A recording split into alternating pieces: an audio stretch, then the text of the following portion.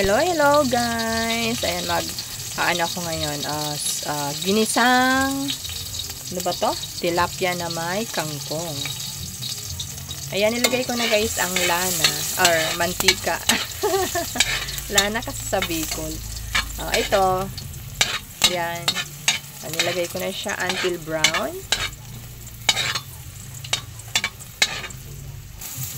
Mabilisan lang to guys.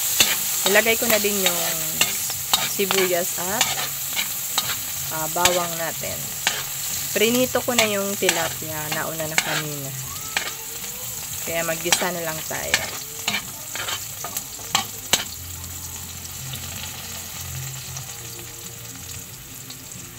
Mabilis ang luto lang kasi magla-lunch na tayo.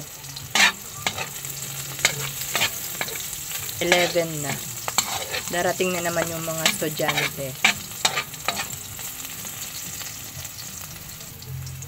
At ito na yung kangkong natin.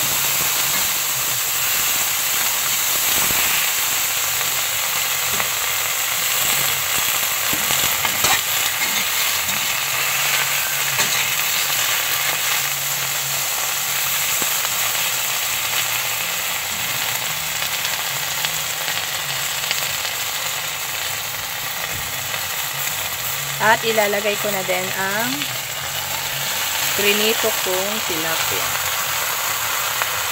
Ayan.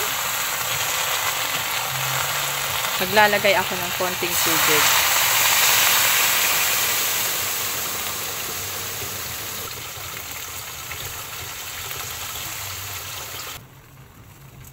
Asin.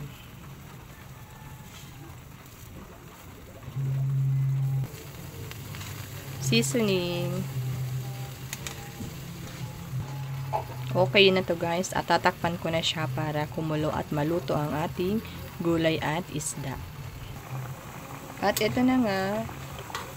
Kumulo ng ating sabaw. Pwede na to guys. Pangit naman yung overcook yung gulay. Ayan, ang simpleng ginisang tilapia. Ginisang pritong tilapia. Thank you guys for watching. God bless everyone and keep safe always. It's Ate Ann Bicolana. Thank you.